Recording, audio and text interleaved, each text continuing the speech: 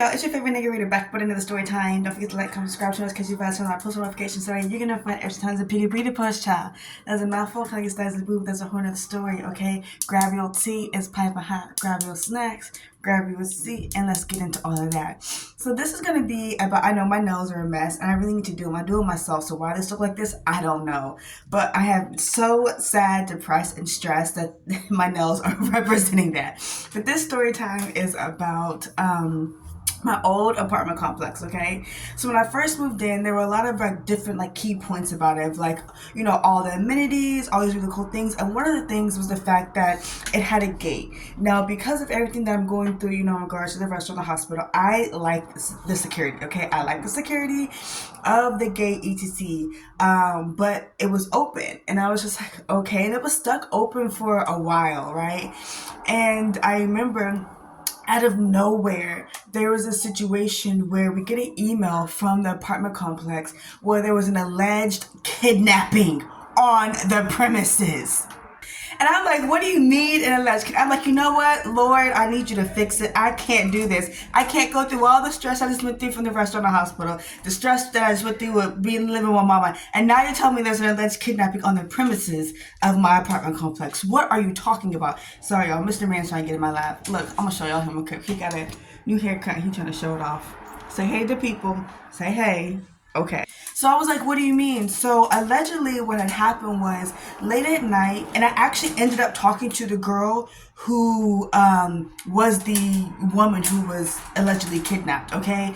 So hold on. Okay, so what had happened was the gate was open and she was taking a run. Now, I'm gonna tell the story from what the email said and then tell the story from what she said. Allegedly there was a kidnapping that happened. Everything was okay. It's from the email. Everything was okay. You know, the protruders left, etc. The cops came, took their premises, blah, blah, blah, blah. And then from that point, the apartment complex worked very, very, very hard to now get the gate closed. And, you know, now we have one of the benefits of living on this property is, you know, being able to use the access code via your phone, etc., to be able to enter into the property.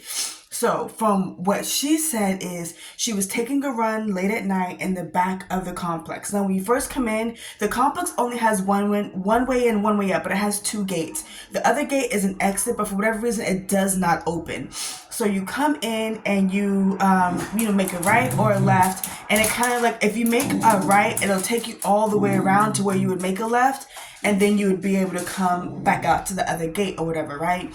So she was and in the back, if you take a left all the way in the back corner, I never went back there because the situation, and back there, I don't know if there were cameras because the property did have cameras. I didn't know back there if there were cameras, and it was really shady, but that's where the apparent dog park was, whatever, right? So late at night, she was taking a run, you know, back there, and there's this car that creeps up or whatever, and when the car creeps up, the door opens and there's two men. One of the men tell her to get into the car, and she keeps running. Then, so from her words, there were two men, and one has the door open and was telling her to get into the car. And then, she keeps running, and another one literally pulls her into the car. So now, she's like kicking and screaming and literally, trying to fight for her life type of thing. And she was able to push one of them off as she was doing all the wrestling and tussling. And there was another person who, was a woman on the property who saw the whole thing, who said, just get in my car, when she actually escapes and runs off. So now at this point, she's sitting in the car, and then that car does eventually leave. Now, again, this situation happens, senor.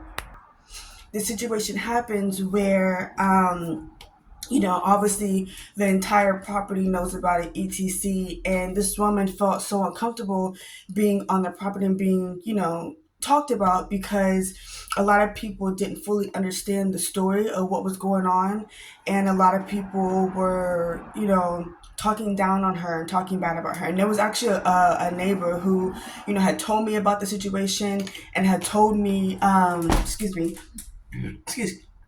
had told me, the situation from her point of view. And that woman happened to be walking by and heard it. And then she told me, I'm actually the woman that got, kidnapped. And then she tells me the whole story. Obviously, the story she tells me is different than the story this other woman had told me, and that other woman was making fun of the situation. So I, am just like distraught because I'm just like, what is this? So multiple things. I had already gone into hiding from the situation with, again, the restaurant and the hospital. I was really happy to just be a space where I could just focus on my rehab and just focus on my mental health. It's like, and then this nonsense is happening on the property. It's just like, okay. And then, when things did, proceed forward where, there's a situation where, I lose, the whole situation happened, with the portal, then the whole situation happened with, my electricity and etc. So now I'm forced to be out, like, on this property. And, the residents were just so and like I don't want to say that this is a coincidence. I really don't want to say that this is a coincidence, but I will say this, one of the people that I am suing is USC, and we all know USC's slogan is fight on. And for whatever reason, now that I'm out and about, because there were a few times, I'll go and like check my mail, etc. But now that everyone knows for a fact I'm out by the amenities and etc., all these random people trying to fight me, and it's just like, is that a coincidence or not? Fight on. You know what I'm saying? It's just very weird. And the property didn't want to do anything as far as like protecting the residents. Well, me in specific. So, it was just like a thing where I did everything I could to like, avoid all the residents, honestly, just go back into my little bubble and not really talk to many people. And I did feel really bad for this woman. I did. She was really kind. And, she shared her story. And both of her parents, her and both of her parents were from China. So they came to visit. And she actually gave me a gift that was directly from China. And then only thing I had was like, some I had like an extra band or something. I was trying to use some of the bands for like rehab, and I had an extra one. So I ended up giving her one and just like wrote her, a card of just like, thank you for being kind, and thank you for sharing your story with me, and thank you for allowing me to share my story with you, and, everything in that nature. So I was very appreciative of, even though it was trauma bonding, and I don't really like the trauma bonding. I was grateful that I was able to connect with the person and allow them to be seen, allow their story to be heard, because that does matter, especially for women. We go through so much, and we don't get our story heard very often. We don't get the chance to be okay and well in our vulnerability, because if we show too much of our vulnerability, then it's like, oh, she's being emotional, etc. If we are too strong, then it's like, oh, everything that affected her or everything she went through didn't affect her, she's okay. It's like, and then if we're upset and angry about it, then it's like, oh, she's an angry woman. So as a woman who has a story and who is a DV survivor and who is, an sexual assault survivor and etc., it is very hard to find like a space where you feel comfortable sharing your story, where you feel seen and where you feel heard, and where you know that there are others that can connect with something that you've gone through, that you may be able to connect and uplift. And, even if you haven't gone through anything they've gone through, let them know that, they're going to be okay. And then to also, sorry, I was trying to see what the perfect lighting was going to be.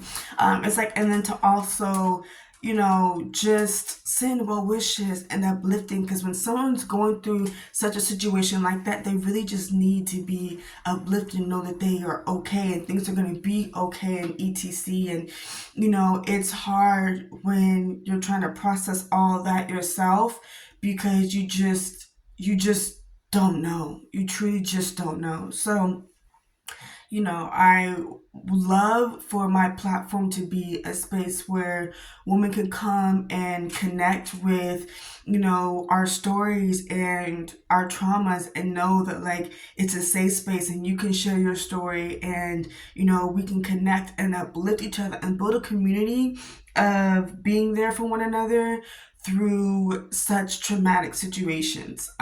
Because, what I'm learning as I'm going through my own is, it's not easy to go through alone. It's not easy to go through alone at all. It's not easy to go through alone at all. And you do need emotional support, and finding therapy is very, very, very hard. So sometimes we do have to lean on our community to be able to, know that things are going to be okay. So I just want to let you guys know that my platform is just for that. And thank you guys for allowing my vulnerability to be seen, heard, and appreciated, as I'm going through a very hard time in my life as well. Thank you so much for watching, and I will see you guys in the next one. Thank you.